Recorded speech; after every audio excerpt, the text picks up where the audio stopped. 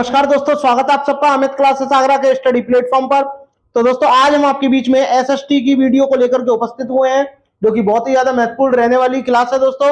और इसमें हमने टॉप 30 प्रश्नों को शामिल किया हुआ है, जो कि बार बार परीक्षा में आने वाले प्रश्न है। और ये वही प्रश्न है जो 2011 से लेकर के 2023 तक कई बार रिपीट हुए हैं।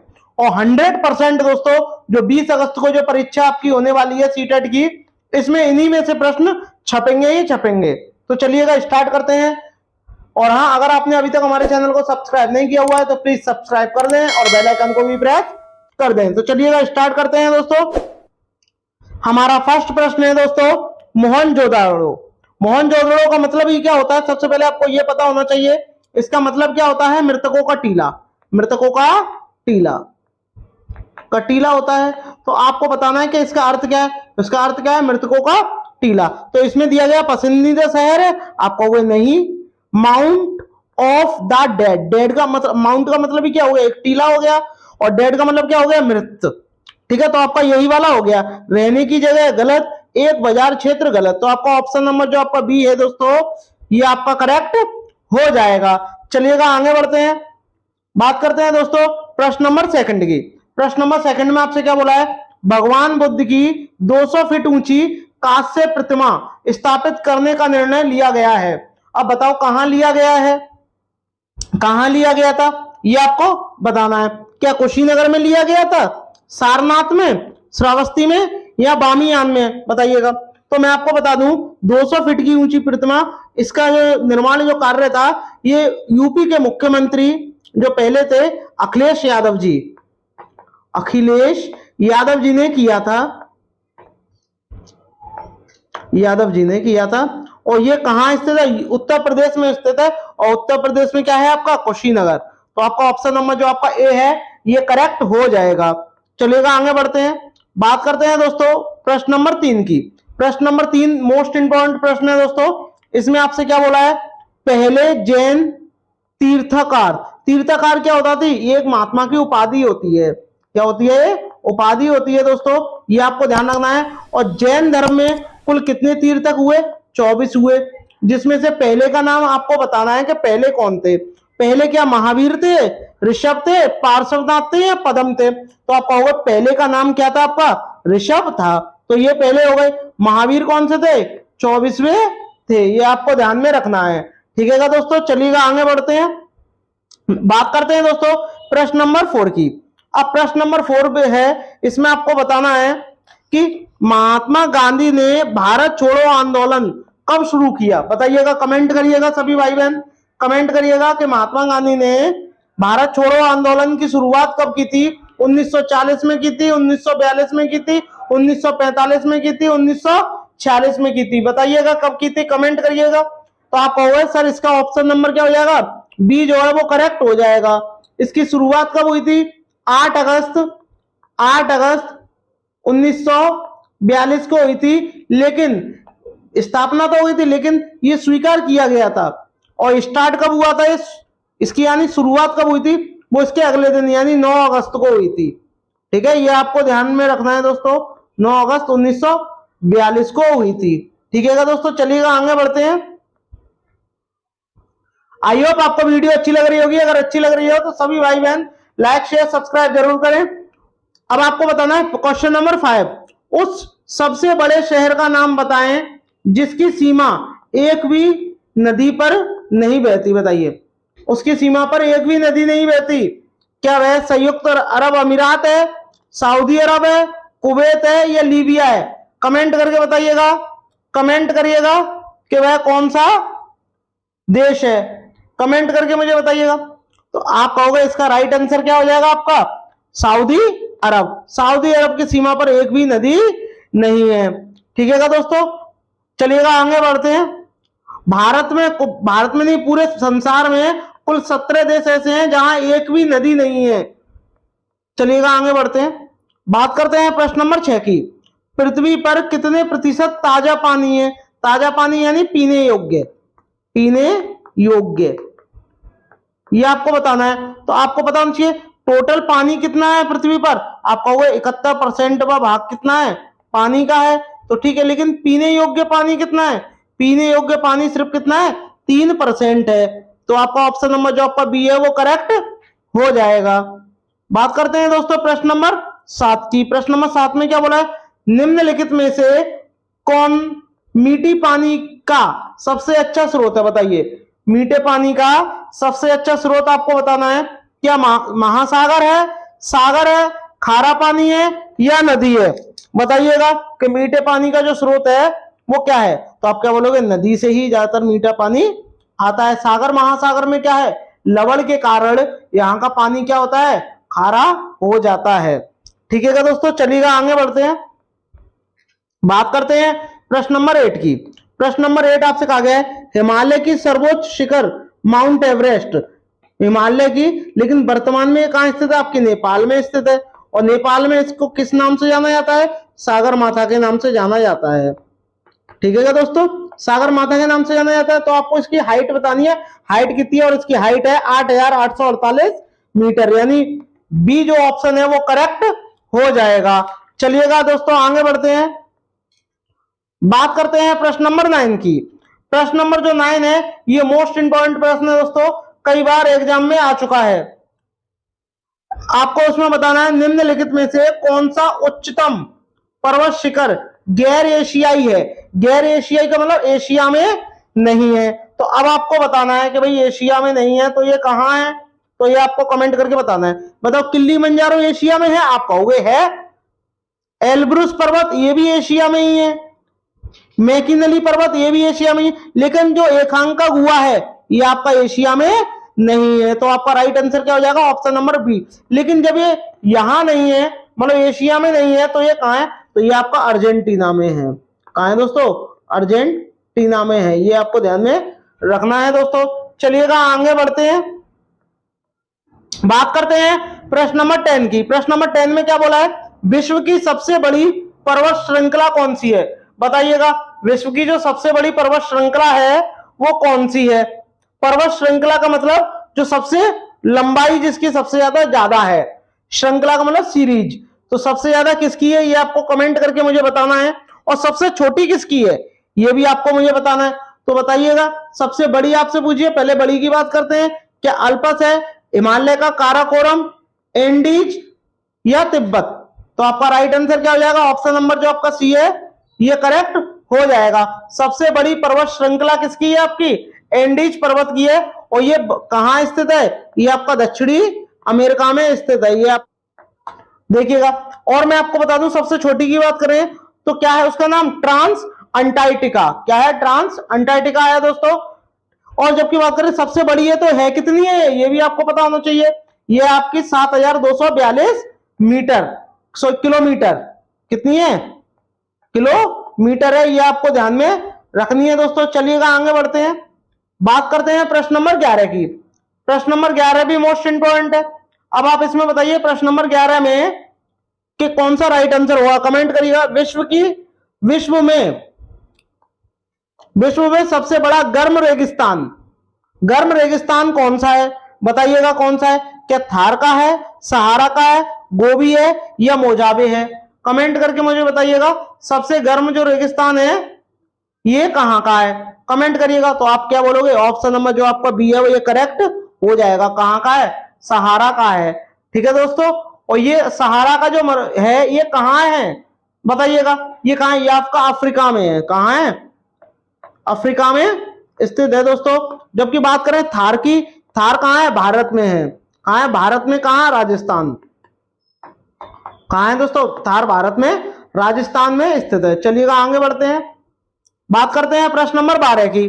प्रश्न नंबर 12 में क्या बोला है, जहां ऋतु के अनुसार पेड़ों से पत्तियां झड़ जाती हैं उन्हें क्या कहते हैं, बताइएगा।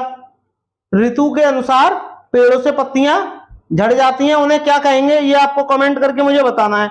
बताइए, सदाबहार वन कहेंगे, शंकुधारी वन कहेंगे, पर्णपाती कहेंगे या उपयुक्त में से कोई नहीं। जहां ऋतु के अनुसार यानी मौसम के अनुसार पतझड़ हो जाए उसी को क्या बोलते हैं, पर्णपाती वन कहते हैं। यानी आपका ऑप्शन नंबर जो आपका सी है ये करेक्ट हो जाएगा। चलिएगा दोस्तों आगे बढ़ते हैं।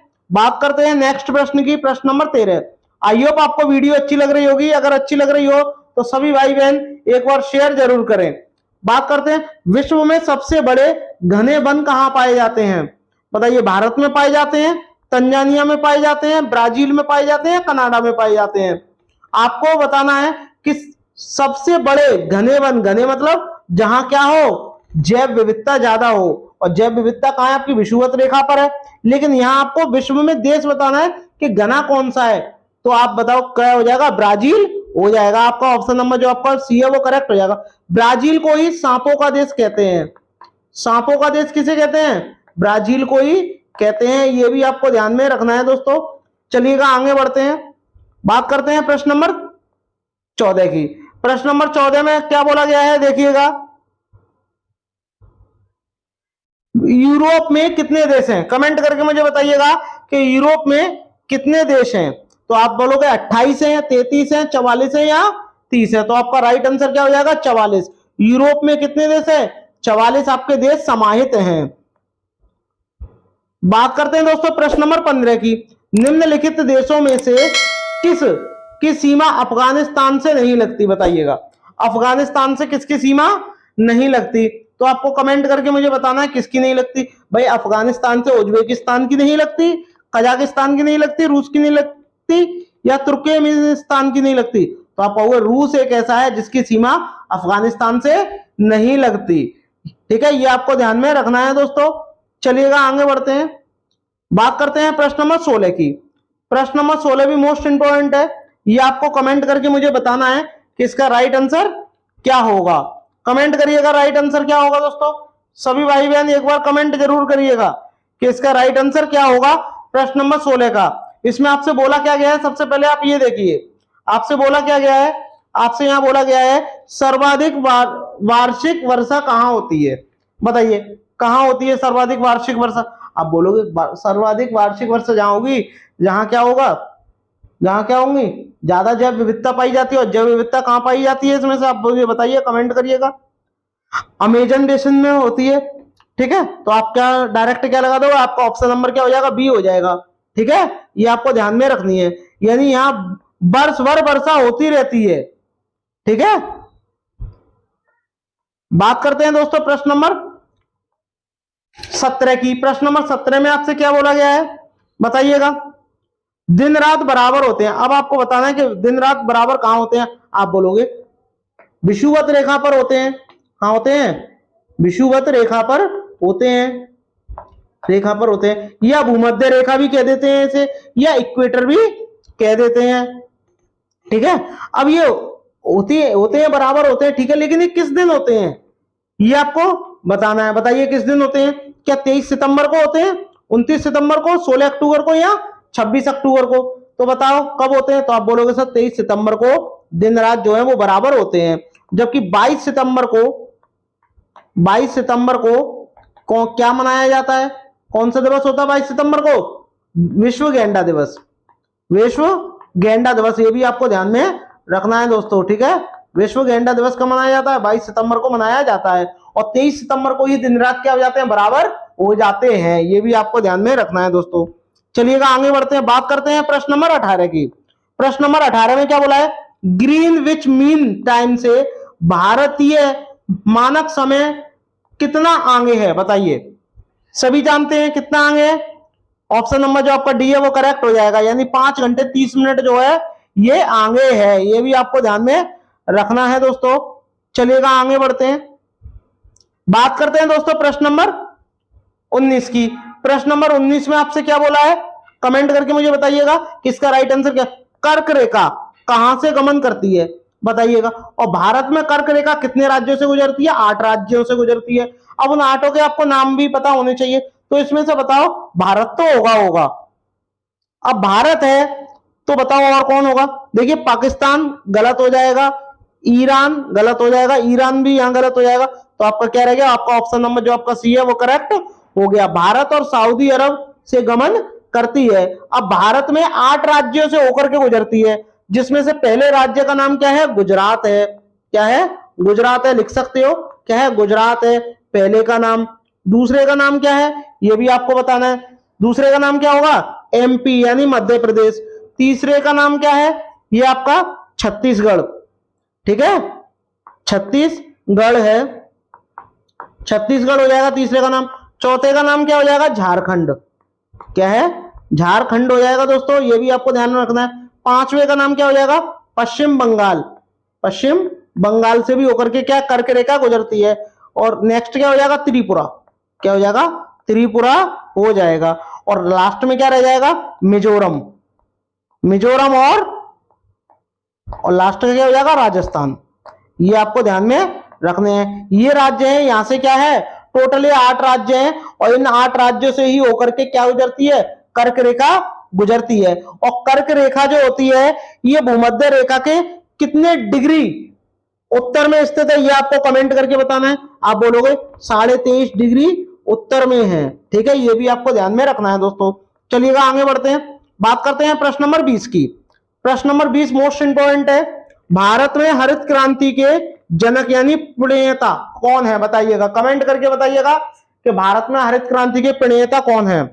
तो आप बोलोगे क्या पांडुरंग हेगड़े है, मेधा पाटेकर है, बाबा आमटे, एम एस स्वामीनाथन? तो आप कहोगे आपका ऑप्शन नंबर जो आपका सी है वो करेक्ट हो जाएगा। बात करते हैं ऑप्शन नंबर बी और सी की, यानी मेधा पाटेकर और बाबा आमटे। इनका संबंध किससे है? नर्मदा बचाओ आंदोलन से। नर्मदा बचाओ आंदोलन से संबंध है इनका। ठीक है, और जबकि बात करते हैं पांडुरंग हेगड़े की, इनका संबंध किससे? अपीको आंदोलन से। ठीक है, अपीको आंदोलन से इनका संबंध है। ये आपको ध्यान में रखना है दोस्तों, कई बार एग्जामों में आ चुका है और ये आया हुआ प्रश्न है।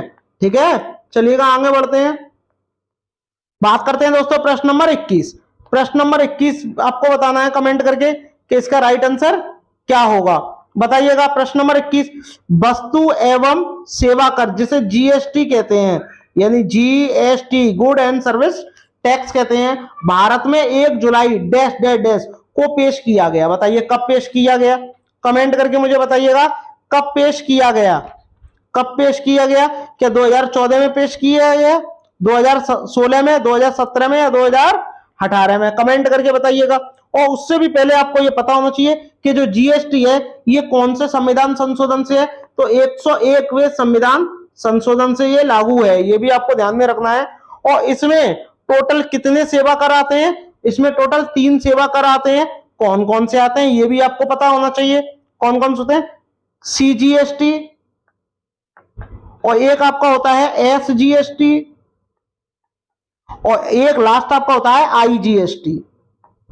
ये अलग अलग सेवाओं कर पर लगते हैं। 3 टैक्स आते हैं, ये आपको ध्यान। एक अप्रत्यक्ष कर रहे हैं, ये भी आपको ध्यान रखना। और ये लागू कब हुआ था? 1 जुलाई 2017 को ये लागू हुआ था, ये आपको ध्यान में रखना है दोस्तों। चलिएगा आगे बढ़ते हैं, बात करते हैं प्रश्न नंबर 22 की। प्रश्न नंबर 22 में बोला है दुनिया का सबसे छोटा देश। बताइए दुनिया का सबसे छोटा देश कौन सा है? कमेंट करके मुझे बताइएगा कि दुनिया का सबसे छोटा देश कौन सा है। क्या नेपाल है, वेटिकन सिटी है, मालदीव है या श्रीलंका है? बताइएगा, कमेंट करिएगा सभी भाई बहन, कमेंट जरूर करिएगा, कमेंट करिएगा सभी भाई बहन, बताइएगा। तो आप क्या बोलोगे? आपका ऑप्शन नंबर जो आपका बी है वो करेक्ट हो जाएगा, यानी वेटिकन सिटी जो है वो दुनिया का सबसे छोटा देश है दोस्तों। चलिएगा आगे बढ़ते हैं, बात करते हैं दोस्तों प्रश्न नंबर 23 की। प्रश्न नंबर 23 में क्या बोला है? बात करते हैं पणजी किस भारतीय राज्य की राजधानी है। अब आपको यह बताना है कि भाई जो पणजी है वो किस भारतीय राज्य की राजधानी है। क्या छत्तीसगढ़ की है? अब बोलोगे नहीं, छत्तीसगढ़ की नहीं है।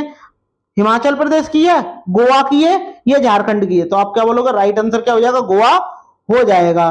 ठीक है, छत्तीसगढ़ की क्या होती है? रायपुर होती है, झारखंड की रांची होगी, हिमाचल प्रदेश की शिमला हो गई। अब गोवा किसकी राजधानी है? पणजी की राजधानी है। गोवा में कुल कितने जिले हैं? आप बोलोगे सर 2 जिले हैं। और गोवा जो है पुर्तगाल से कब उन्हें आजादी मिली थी ये आपको बताना है, यानी 1987 में क्या हुआ था? ये आजाद हुआ है, ये भी आपको ध्यान में रखना है। चलिएगा आगे बढ़ते हैं, बात करते हैं दोस्तों प्रश्न नंबर 24 की। भारत के राष्ट्रपति का कार्यकाल कितने वर्ष का होता है? भारत का प्रथम नागरिक, पहली बात, कौन सा नागरिक होता है? प्रथम नागरिक किसे कौन होता है? आपका राष्ट्रपति होता है। और इनका कार्यकाल कब तक का होता है? 5 वर्ष के लिए होता है, ये भी आपको ध्यान में रखना है दोस्तों।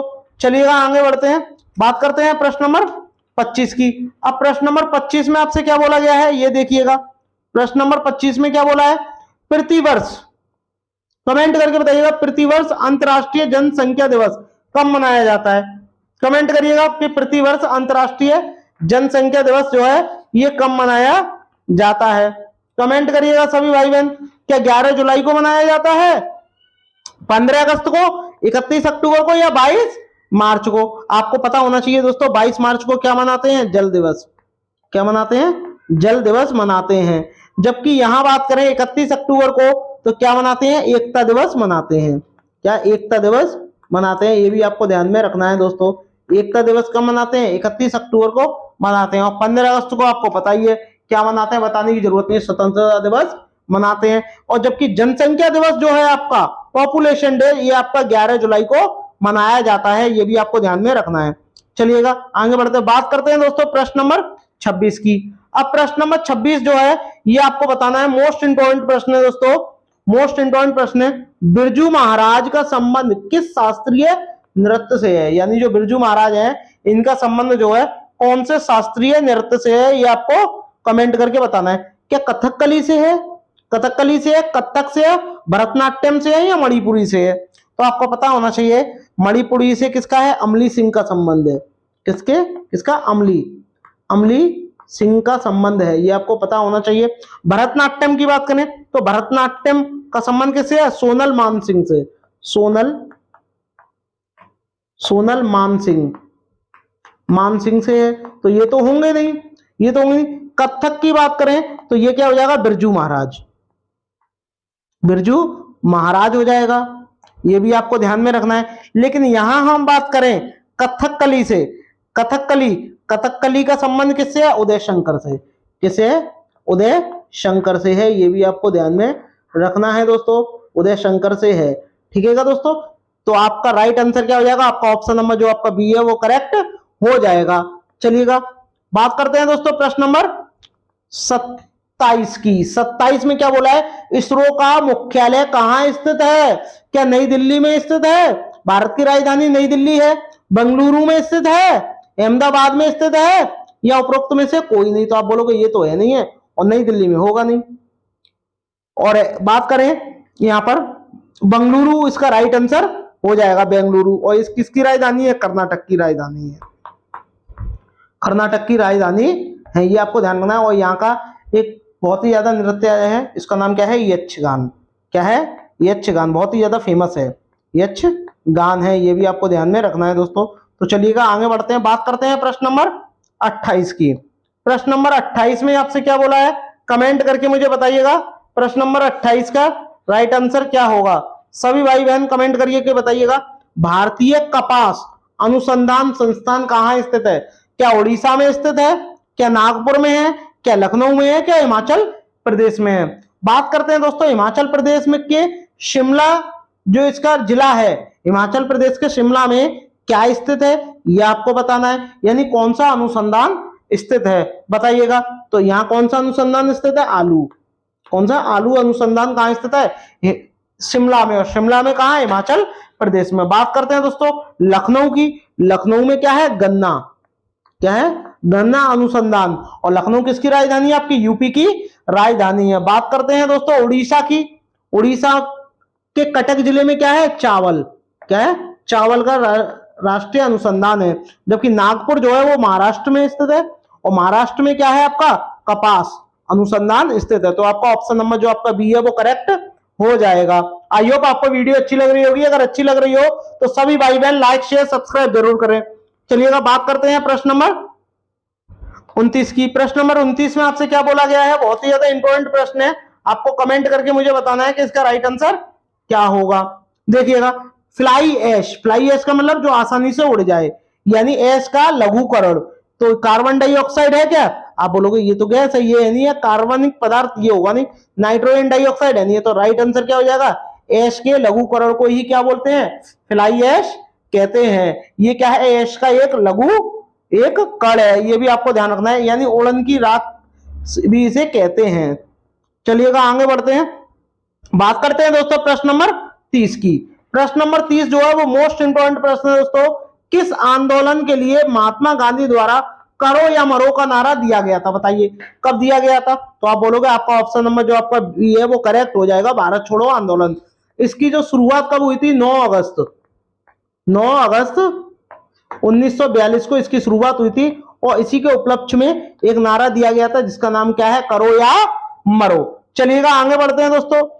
आई होप आपको वीडियो अच्छी लगी होगी। अगर अच्छी लगी हो तो सभी भाई बहन लाइक शेयर सब्सक्राइब जरूर करें। और अंत में दोस्तों थैंक्स फॉर वॉचिंग दोस्तों, मिलते हैं नेक्स्ट वीडियो में, तब तक के लिए धन्यवाद।